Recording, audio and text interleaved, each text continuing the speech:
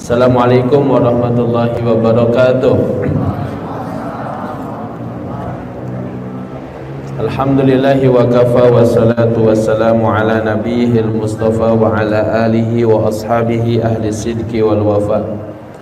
Ahmaduhu subhanahu ala jazili in'amihi haqqa hamdi wa ashkuruhu subhanahu ala ghaziri fadlihi haqqa syukri. Subhanaka la ilma lana illa ma 'allamtana innaka antal alimul hakim. Allahumma anfa'na bima 'allamtana wa 'allimna ma yanfa'una wa barik lana fima 'allamtana wa zidna ilma. Allahumma la sahla illa ma ja'altahu sahla wa anta taj'alul hazna idza syi'ta sahla. Amma ba'du, hadirin rekan-rekan yang dirahmati oleh Allah Subhanahu wa taala. Alhamdulillah wa syukru ala ni'matillah wa la haula wa la quwata illa billah. Kita bersyukur kepada Allah, tidak ada kebaikan yang kita dapatkan melainkan semata-mata pemberian al-minnah, karunia dari Allah Subhanahu wa taala, dan tidak ada keburukan yang dijauhkan dari kita melainkan semata-mata penjagaan daripada Allah Subhanahu wa taala. Fala haula wala quwata illa billah. Maka kita senantiasa yakin tidak ada daya untuk menolak setiap keburukan dan tidak ada wala quwata, kekuatan untuk mendatangkan setiap kebaikan illa billah, kecuali semata-mata karena pertolongan Allah Subhanahu wa taala. Mudah-mudahan majelis ini menjadi sebab diampunkannya dosa-dosa kita, diturunkannya as-sakinah, ketenangan ke dalam hati kita, diliputinya kita dengan rahmat Allah Subhanahu wa taala, dikelilingi oleh para malaikatnya Allah, dan kita mendapatkan predikat yang terbaik di sisi hamba-hamba Allah Subhanahu wa taala. Dan insyaallah juga mudah-mudahan kullu khutwatin namshiha ila hadal masjid sadaqah. Setiap langkahnya menuju masjid akan jadi sedekah insyaallah. Hadirin yang dirahmati oleh Allah Subhanahu wa taala, pada kesempatan yang mulia ini kita kembali hadir di tempat yang mulia, rumah Allah, di majelis yang mulia, majelis ilmu, di malam yang mulia, malam Jumat, berkumpul berbagai macam kemuliaan. Dan dalam majelis yang mulia ini insyaallah kita akan bersama-sama membahas satu tema kajian yang judulnya adalah lelah yang dicintai oleh Allah Subhanahu wa taala. Jadi hadirin yang dirahmati oleh Allah,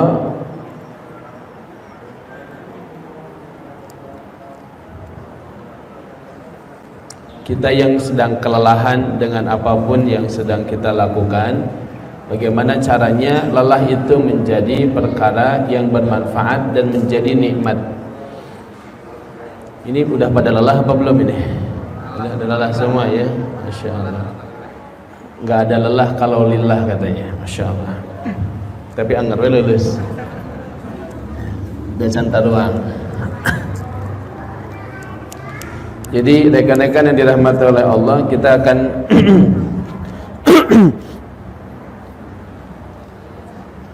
membahas bagaimana harusnya kita bisa menikmati kelelahan, karena kelelahan itu bagian dari konsekuensi, dan lebih jauhnya kalau kita tahu daripada kelelahan itu yang ada adalah kenikmatan. Kalau bapak-bapak seorang ayah sibuk mencari nafkah, pergi pagi pulang sore, ya, peras keringat banting tulang, lalu pulang-pulang ke rumah dalam keadaan lelah, atau mungkin seharian hari ini juga bekerja, sekarang ikut ta'lim dalam keadaan kelelahan karena setelah cari nafkah, maka sesungguhnya kelelahan itu adalah kelelahan yang nikmat.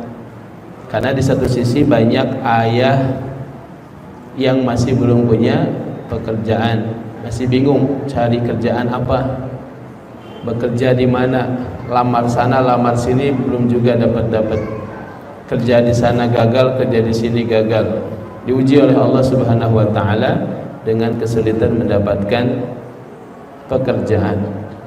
Ibu-ibu yang lagi kelelahan dengan tugasnya melayani suami, menjaga anak, ya, kemudian mengurus rumah tangga, apalagi benar-benar rumahnya ada tangganya, ya, jadi capek harus naik turun ya, tempat cucian di luhur, dapur di hanap, harus naik tangga. Maka sesungguhnya di saat yang sama banyak orang yang berharap posisi itu karena belum punya suami, ya.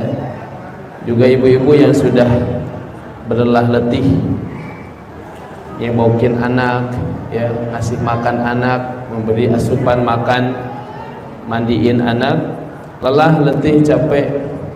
Tapi di saat yang sama banyak ibu-ibu yang berharap mendapatkan semua kelelahan, keletihan itu, ya, bisa punya anak. Maka hadirin Allah Subhanahu wa taala, kalau kita tahu ilmunya, maka kita akan bisa menikmati kelelahan ini. Bahwa rekan-rekan semua sekarang hadir menuntut ilmu, sama-sama hadir dalam majelis ilmu.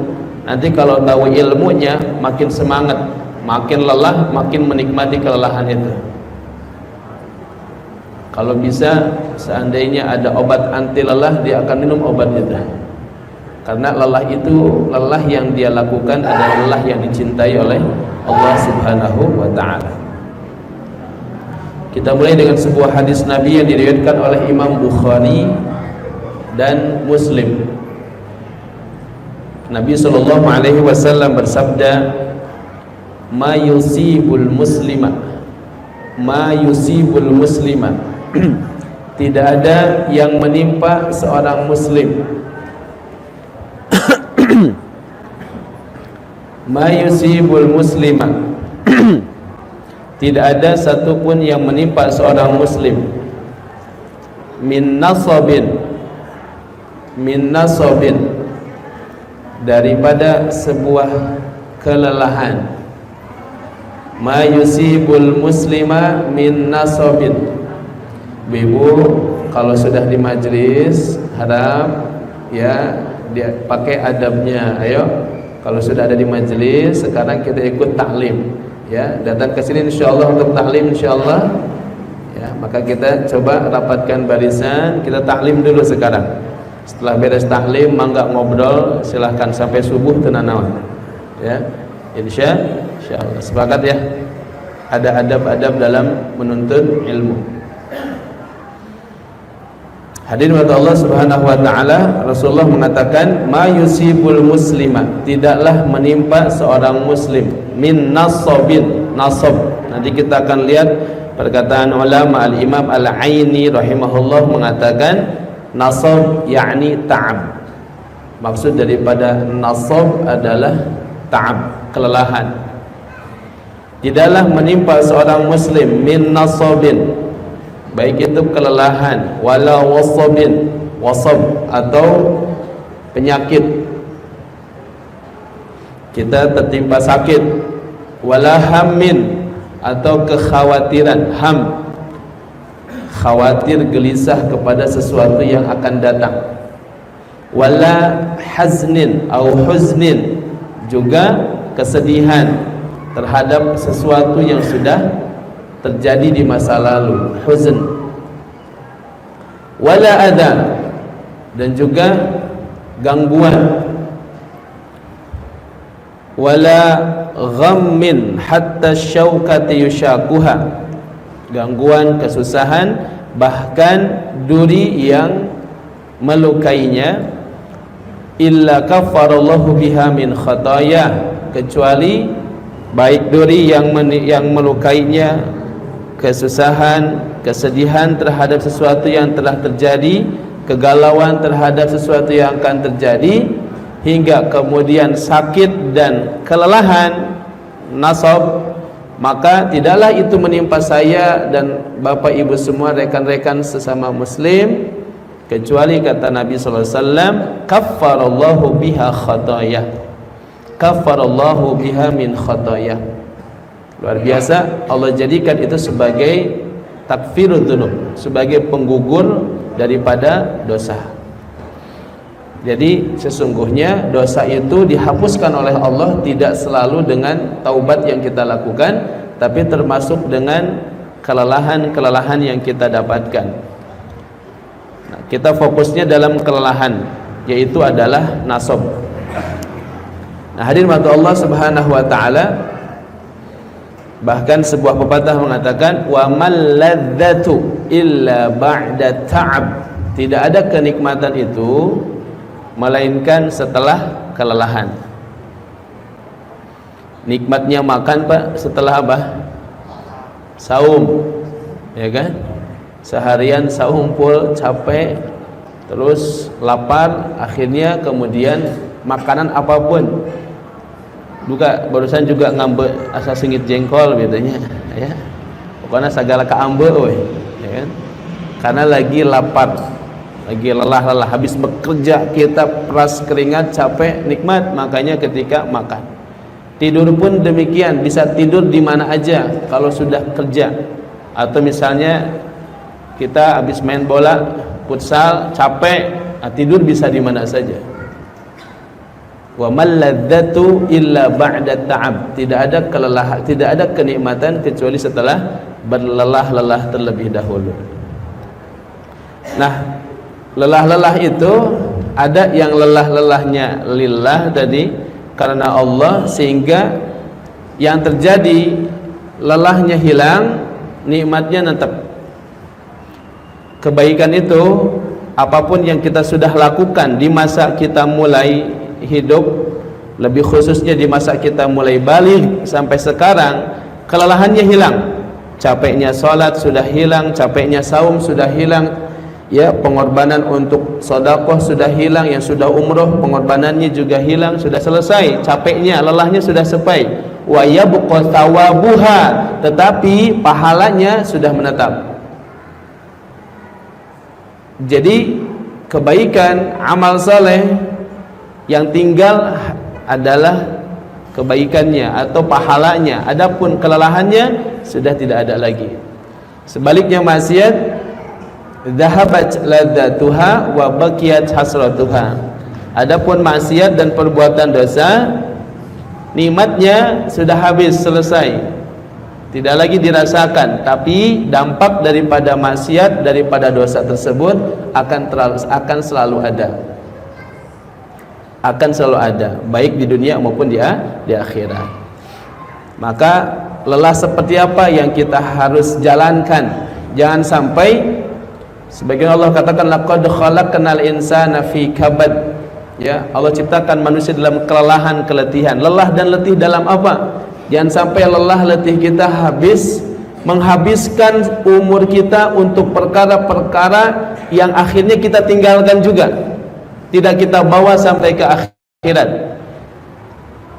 Ada orang habis waktunya berlelah letih untuk masa depan dia sebut, tapi masa depan belum sampai, dia sudah harus meninggalkan dunia yang fana ini. Kata Nabi, manusia itu punya umniyah, angan-angan, angan-angan manusia, tapi ajal melampaui umniyahnya. Dia punya angan-angan sampai ke ujung sini, tapi kemudian ajal memutus umniyahnya, memutus angan-angannya. Maka orang cerdas, kata Nabi, tidak hanya berfikir untuk besok lusa di masa dia hidup, tapi orang yang cerdas, kata Nabi, orang yang berfikir melampaui masanya, sehingga kematian tidak akan memutus impiannya, karena impiannya pun adalah melebihi daripada hidupnya di dunia. Impiannya adalah untuk kehidupan yang abadi. Itu orang cerdas, kata Nabi. Kata Nabi, orang cerdas adalah aktsaruhum lil mauti dzikra, orang yang berfisikan akhirat, berfisikan kematian. Jadi, kenapa saya berbuat ini sekarang? Supaya bekal saya dikubur nanti jelas. Kenapa ibu berlelah-lelah semua ini? Supaya nanti saya aman, selamat di akhirat. Jadi kalaupun belum tuntas pekerjaan, tetap itu akan dibawa sampai ke akhirat. Bekerja susah-susah cari nafkah, ternyata kemudian belum dinikmati di dunia, tetap bakal dinikmati di akhir. Kenapa? Dia fisikan untuk akhirat. Dia memang siapkan itu sebagai bekal untuk kehidupan akhirat. Adapun kalau hanya berpikir untuk saya pengen punya rumah gede, punya mobil banyak, ya parkirnya pun tercukup saking banyaknya mobil, punya saham di mana-mana, yang dia pikirkan hanya itu. Dunia itu disebut dana dekat. Dia hanya berpikir untuk dunia, sesuatu yang dekat. Maka ketika dia kemudian sudah mendapatkan itu, ternyata tidak lama dari itu juga ajalnya, maka dia tidak bawa apa-apa. Inilah orang-orang yang rugi.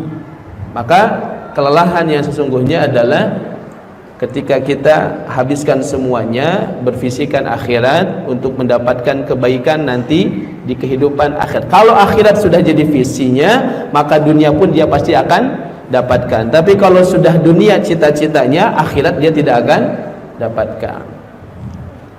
Nah, hadirin yang dirahmati oleh Allah Subhanahu wa taala, lelah yang akan dicintai oleh Allah Subhanahu wa taala ada beberapa poin yang nyambung dulu dengan sekarang kita, ya, yaitu adalah lelah di dalam menuntut ilmu, kelelahan di dalam menuntut ilmu. Al-Imam Asy-Syafi'i rahimahullahu taala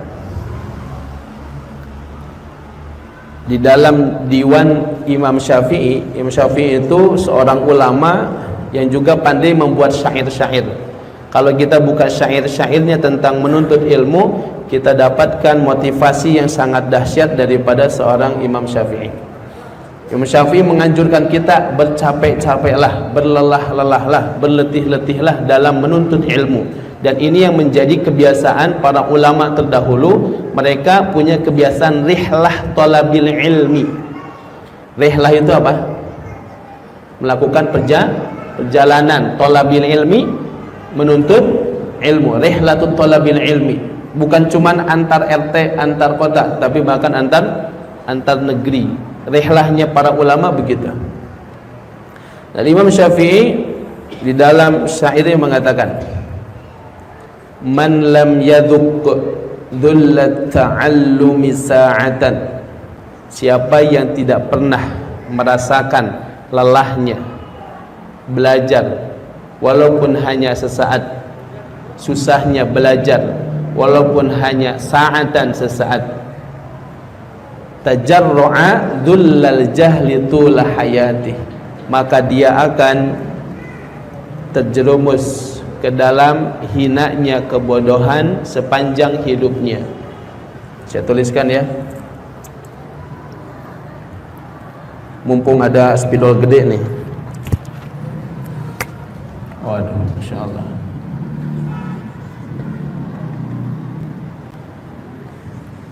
Kelihatan? Pila kuenya.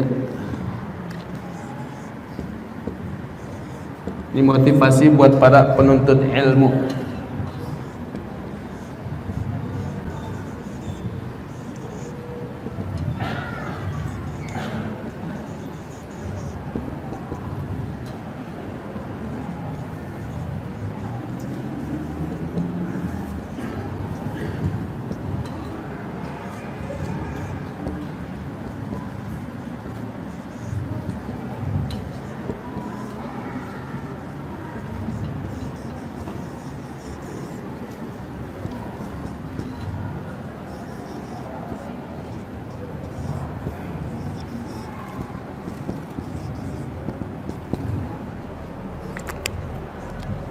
Coba kata Imam Syafi'i, man lam yadhuq dhulla ta'allumi sa'atan tajarra'a dhullal jahli tula hayatihi.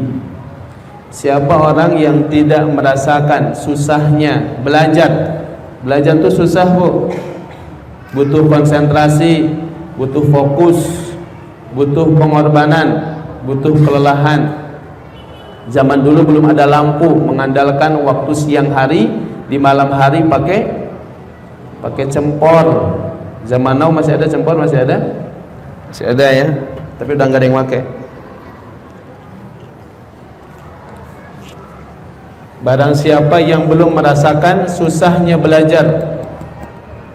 Kalau sekarang kita enak belajar ya. Tinggal buka YouTube, tinggal pilih ustadz, di samping kopi ya kan, terus roti ya. Nggak suka ustadznya ganti ustadznya, pilih-pilih, gampang sekarang. Apa yang susah ya.